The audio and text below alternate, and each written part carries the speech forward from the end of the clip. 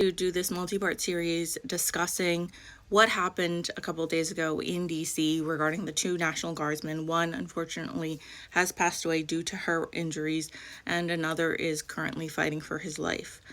I think it's really important to understand what happened, what the CIA has to do with this, why I personally believe this is a warning to us all, and kind of explain blowback. The definition of blowback is very simple. Negative reactions or results that were not intended, such as criticism, protest, or anger. This is from the Cambridge Dictionary. One of the greatest shows of blowback is 9/11. If you did not know, 9/11 was a form of blowback.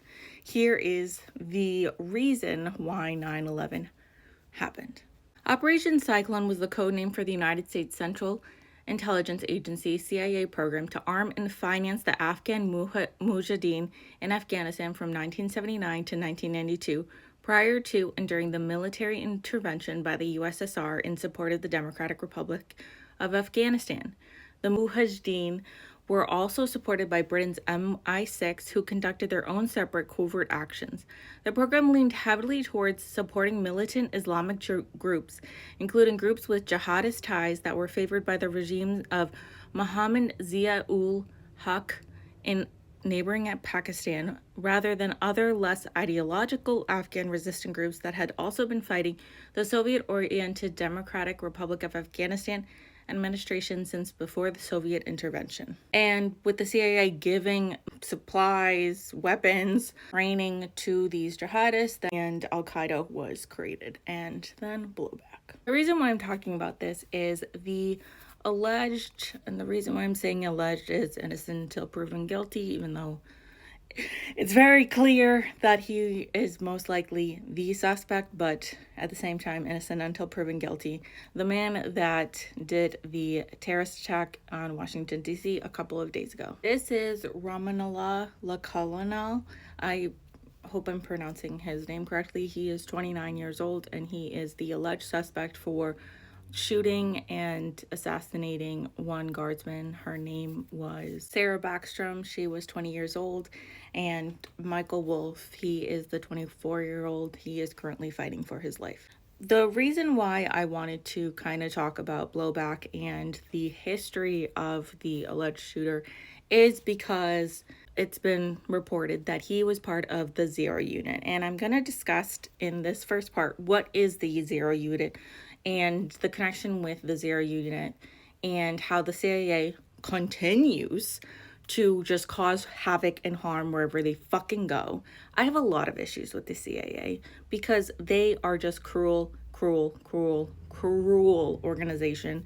They are probably one of the worst organizations of the United States as a whole.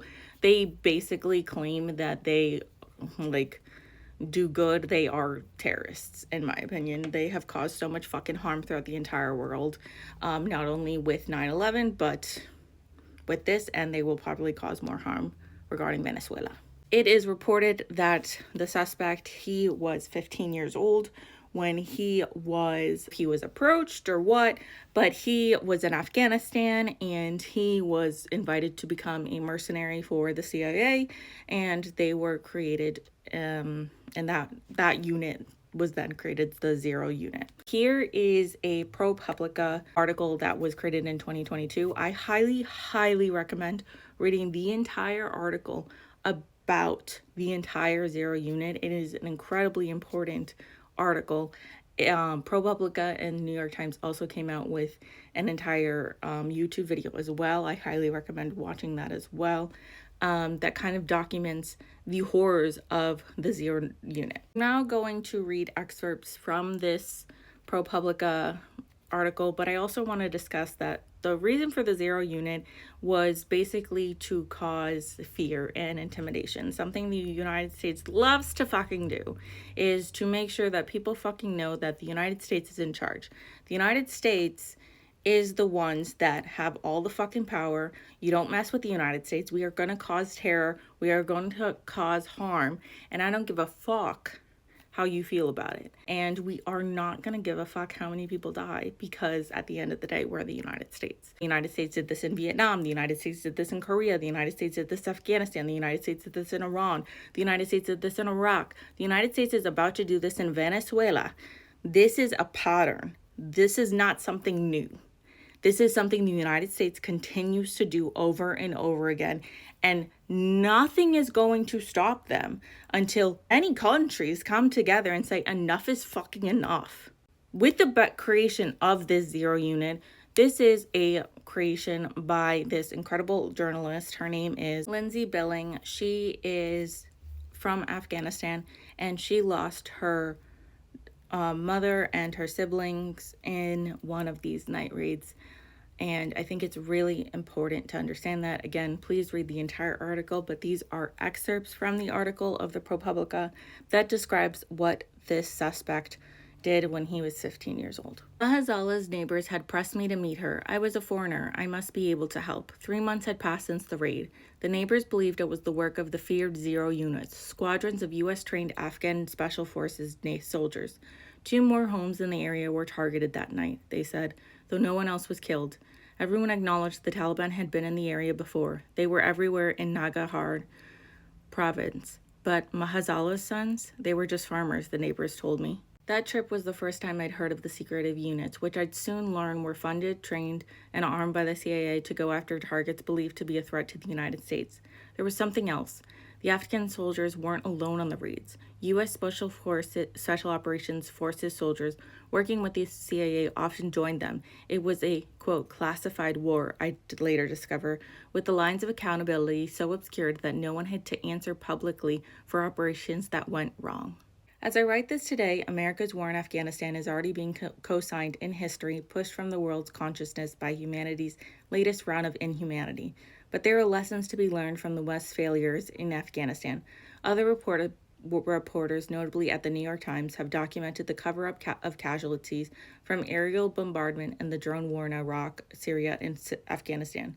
This story is a deep look inside what happened after America embraced the strategy of night raids, quick, brutal operations that went wrong far more often than the U.S. has acknowledged. As one of U.S. Army Ranger ruefully told me after the Taliban's triumph last year, you go on night raids, make more enemies. Then you gotta go on more night raids for the more enemies you now have to kill.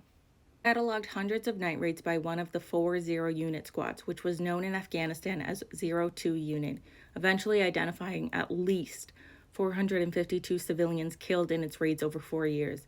I crisscrossed hundreds of miles of Nangarhar, interviewing survivors, eyewitnesses, doctors, and elders in villages seldom, if ever, visited by reporters. The circumstances of the civilian deaths were rarely clear, but the grieving families I spoke to in these remote communities were united in their rage at the Americans and the U.S.-backed Kabul government. I met an Army Ranger in a diner in a bland middle American city over breakfast. He casually described how American analysis calculated, quote, slants for each operation, how many women, children, non-combatants were at risk if the raid went awry. These forecasts were often wildly off, he acknowledged, yet no one seemed to really care. My reporting showed that even the raids that did end in the capture or killing of known militants frequently also involved civilian casualties. Far too often, I found the zero unit soldiers acted on flawed intelligence and mowed down men, women, and children, some as young as 2, who had no discernible connection to terrorist groups. U.S. responsibility for the zero unit operations is quietly muddled because of a legal carve-out that allows the CIA and any U.S. soldiers lent to the agency for their operations to act without the same oversight as the American military. The CIA declined to answer my questions about the zero units on record. In a statement, CIA spokesperson Tammy Thorpe said, as a rule, the U.S. extraordinary measures beyond those mandated by law to reduce civilian casualties in armed conflict and treats any claim of human rights abuses with the utmost seriousness. This is part 1, and go to part 2 if you are interested in understanding a little bit more about zero unit and my prediction that this was a warning about what is to come with Venezuela. This is part 2 on my explaining what zero unit is and describing how I believe the terrorist attack that happened in Washington, D.C. against 2 National Guardsmen is a sign of blowback and the fact that it is a warning against what will be happening in Venezuela when the United States goes and attacks another country. They said any allegations of human rights abuses by a, quote, foreign partner are reviewed, and if valid, the CIA and, quote, other elements of the U.S. government take concrete steps, including providing training on applicable law and best practices, or, if necessary, terminating assistance or the relationship. Thorpe said the Zero units had been the target of a systematic propaganda campaign designed to discredit them because, quote, of the threat they posed to Taliban rule. Without true reckoning of what happened in Afghanistan, it became clear the U.S. could easily deploy the same failed tactics in some new country against some new threat. Interesting. Kurdish and German psychologist Jan Ilhan Kizilhan trained psychologists who specialize in trauma to work with war victims in Iraq and Syria. He told me that in Afghanistan, trauma has become an inescapable legacy. Quote, they experience past trauma again and again as if it is immediate, he said. Quote, the repetition reinforces these experiences many times over, keeping them alive for numerous future generations. U.S. military and intelligence agencies have long used night raids by forces like the O2 to fight insurgencies, and since the Vietnam War have defended the tactic, arguing that the raids are less likely to cause civilian casualties than aerial bombing. Bullshit. Sorry. In 1967, the CIA's Phoenix program famously used kill-capture raids against the Viet Cong insurgency in South Vietnam, creating an intense public blowback. William Colby, then CIA executive director and former chief of the Saigon station, conceded to Congress in 1971 that it wasn't possible to differentiate with certainty between enemy insurgencies or people who were neutral or even allies. Despite the program's innocuous reputation, a 1971 Pentagon study found only 3% of those killed or captured were full or probationary Viet Cong members above the district level. It appears to have served as a blueprint for future night raid operations. The U.S. used night raids against al-Qaeda in Iraq under Gen. David Petraeus and Gen. Stanley McChrystal. Military officials said many of the operations killed or captured their targets, but it's impossible to determine how often the intelligence was wrong or misguided, and civilians paid the price. As in Afghanistan, complete casualty data has remained either classified, unavailable, or untracked. The CIA was separately funding, training, and equipping its own series of paramilitary forces in Afghanistan. The Zero Unit were officially established around 2008, according to Afghan officials, and soldiers are modeled on U.S. Special Operations Forces like the Navy SEALs. Regionally based and staffed by local soldiers, the units were sometimes accompanied by CIA advisors, transported by American helicopters, and aided by armed support aircraft. To everyone who is a fan of Obama is the one that started this. Language between bomb blasts and attacks on government institutions by insurgents, the Zero units, whose members are estimated to be in the thousands, received scant scrutiny until 2013. Under the Trump administration, CIA Director Mike Pompeo announced that the agency was ramping up its approach in Afghanistan. Quote, the CIA, to be successful, must be aggressive, vicious, unforgiving, relentless. You pick the word. While the stories described deadly raids, not much was said about why the intelligence guided them was often flawed. It appeared to be a pattern that went hand in hand with the night raid strategy. I spoke with two self-proclaimed, quote, geeks who helped build or operate spy technology during the peak years of war. They said failure was predictable despite the huge advances in technical intelligence. The most cutting-edge equipment in the world, they said, didn't make up for the deficits in understanding, quote, the enemy by the Americans processing the intelligence. Said Lang spent 20 years in the military and built technology that was ultimately used to process intelligence that targeted Afghans. Quote, I understand very viscerally how this tech works and how people are using it, she said. The counterterrorism mission is essentially, quote, who am I fighting and where will I find them, she said. But the U.S. struggled to differentiate combatants from civilians, she said, because it never understood Afghanistan. At times, Westmoreland said bystanders paid the price simply because they were near a suspected target's cell phone.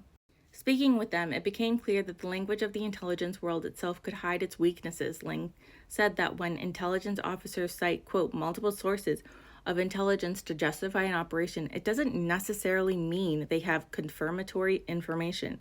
It could simply mean that they have own overhead image of a house and an informant telling them who's inside. Once in the units, the men said it often seemed like they weren't fighting Afghanistan's battle at all. The CIA, with the aid of American soldiers on the grounds, they said ran the show. Quote, they point out the targets and we hit them, Basir said, adding that about 80 soldiers go on a raid, and quote, 10 Americans, sometimes 12, join every operation. Basir is one of the soldiers that talked to Lindsay. Rahmatullah Nabil, the former director of the National Directorate of Security, had overseen the units during a critical transition period that began in 2012 when the CIA gave the Afghan intelligence agency nominal control. Although Nabil was no longer at NDS, I'd come to learn his ears and his hands are everywhere. The conversation started easily enough. The CIA, he said, provided the logistics, intelligence, and money and cash, and the Zero units, quote, conduct the raids, end quote, deliver the target, with U.S. Special Operations Forces soldiers joining in. If there was an area where the Americans didn't have a presence, they had the Zero units to go there for them, he said. Quote, they needed us and we needed them. Nabil oversaw the units from 2010, around 2 years after their founding, until December 2015, except for a short stint as Deputy National Security Advisor. Under such an arrangement, I asked who's responsible when the Zero units get it wrong. The U.S., Nabil said matter-of-factly, quote, if they provided the intelligence and the intelligence turns out to be false. But he also said that if the system was working, the Afghan government, quote, should take responsibility because all intelligence is supposed to go through it as well. Congressional aides and former Intelligence Committee staffers said they don't believe they're getting an accurate picture of the CIA's overseas operations.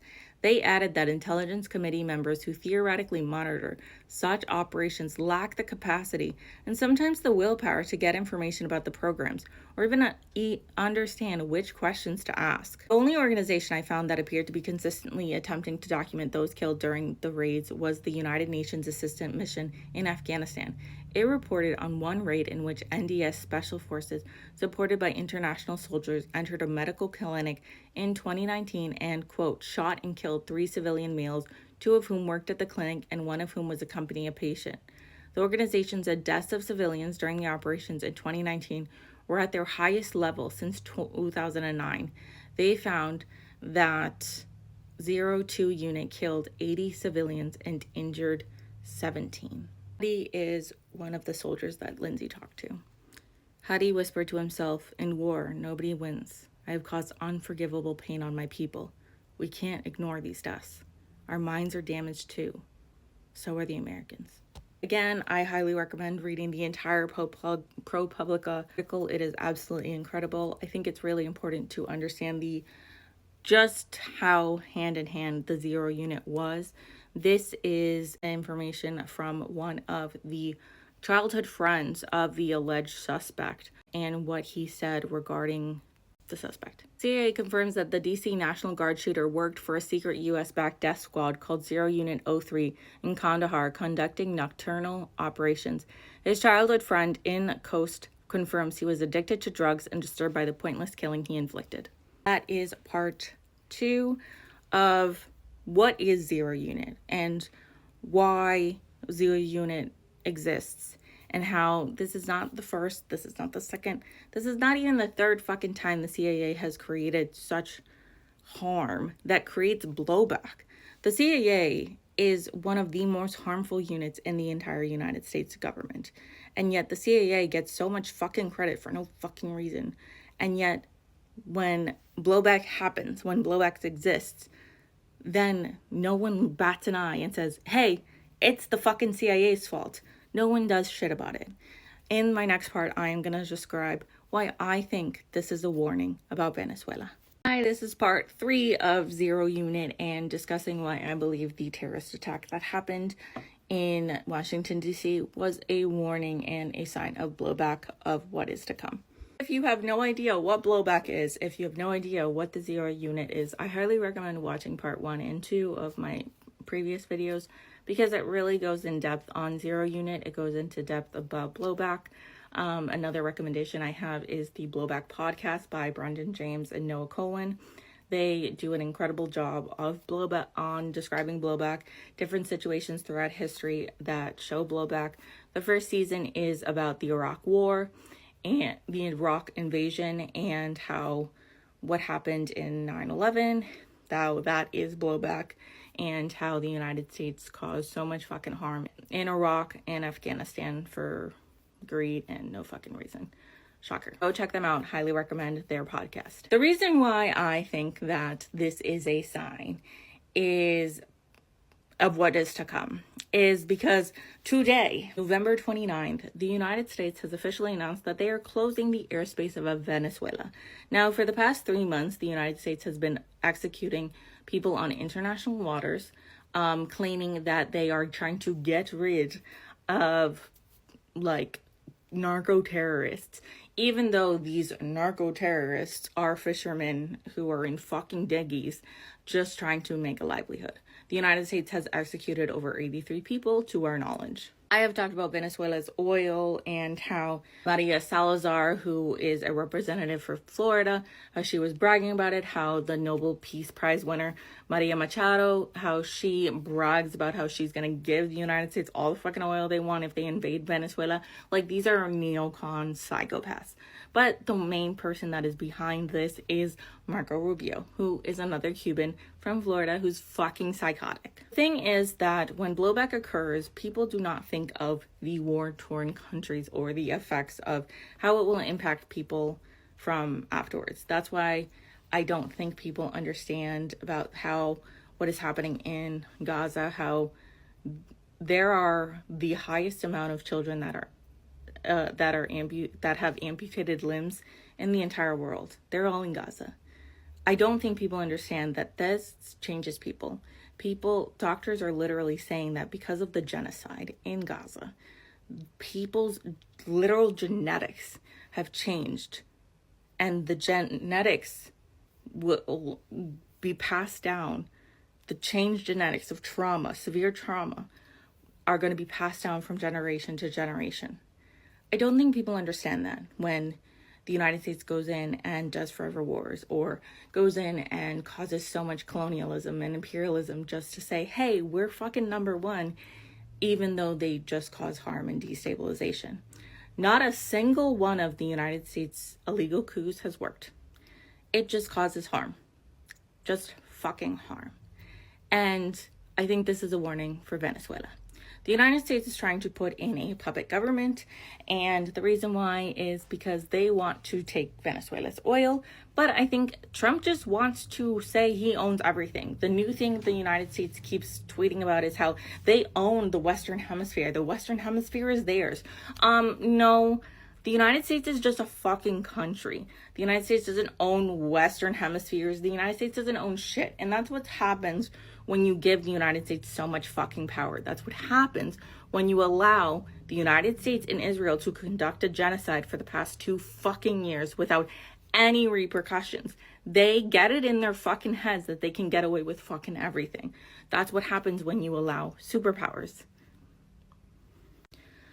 By this happening, I think it's showing that the United States is going to have another zero unit created in Venezuela because Venezuela is fucking huge. I don't think people understand how big Venezuela is. Venezuela is double the size of California. California is the 4th largest economy in the entire world. Not the country, the world. That's how fucking big California is. So if California double the size is Venezuela, you expect that to go easy? You expect that to be like this? Because that's what Donald Trump is saying. He's saying that, it's going to be easy to go in there by land. Yeah, how many fucking United States Americans are going to be killed? How many Venezuelans are going to be killed? How many people are going to be murdered because you and your greedy fucking regime want oil and power and greed? I think the fact that this guy was CIA and was part of the Zero Unit, one of the most vicious mercenaries groups in Afghanistan because of the United States, is a sign. And the fact that a couple of days after, the United States is now like, hey, let's shut off Venezuela's airspace. Hey, we're going to go and buy land. The United States wants to do this, even though literally no one else does.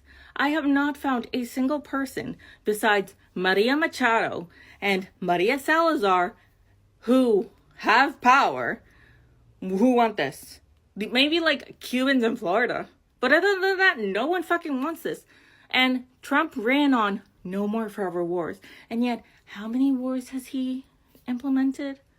I've lost count. Gotten to the point where more people are about to die. And this was a warning. The reason why is, how long has the National Guardsmen been in DC? How long has ICE been invading other parts of the United States? And yet, this is the first time anyone has been attacked and killed. It's a sign. It's a sign like, hey, shit's going down. And if y'all aren't fucking loud enough and demand better of your government, blowback happens. It may not happen for your lifetime, but it's gonna happen. This man was fucking 29 years old. He had 5 children, okay? He was fucking young. But remember, he was 15 years old when the United States grabbed him and convinced him to become a killer. 15 years old. I wonder what everyone else thinks about this. I have not seen anyone on mainstream media talk about the connection with Venezuela. Haven't really seen much about the connection and really going into depth about Zero Unit. So I thought that I would do this series and kind of talk about it because this is something I'm very passionate about. Latin America and the destabilization of Latin America is what I studied in college. It is the second reason I became radicalized. This is why I have a big fucking beef with the CIA, is because of all the fucking harm the CIA did, implementing so much harm. I mean, if you want to look up Argentina and the dictatorship, you can blame the United States for that as well. That was my specific country that I focused on. I think people don't understand is y'all fuckers who are racist as fuck, who are against immigrants, y'all complain about immigrants coming now. Wait till the United States destabilizes Venezuela. Wait till the United States destabilizes Honduras. Wait till the United States destabilizes Trinidad and Tobago. Wait till the United States destabilizes the entire continent of Latin America. Where the fuck do you think people are going to go to? The United States. Because this is where you go to get a better life. People don't come here unless they really fucking have to. The destabilization that is about to happen, just wait till all the fucking immigrants start coming back. And you're going to be complaining and saying, oh, why are all these immigrants coming here? We need to send them back. Well, I'm sorry. Where do you fucking expect them to go, considering their country is now being demolished and war-torn because the United States and their greedy fucking asses wanted to do regime change? This is not going to be a 1, 2, 3 thing, whether the Republicans tell you or not. This is not going to be a 1, 2, 3 thing that happens in less than a year, 2 years. This is a forever war that is going to destabilize multiple continents, multiple countries, ruin millions of lives, displace millions of people. Do not forget that. That is why what happened a couple of days ago was a fucking warning.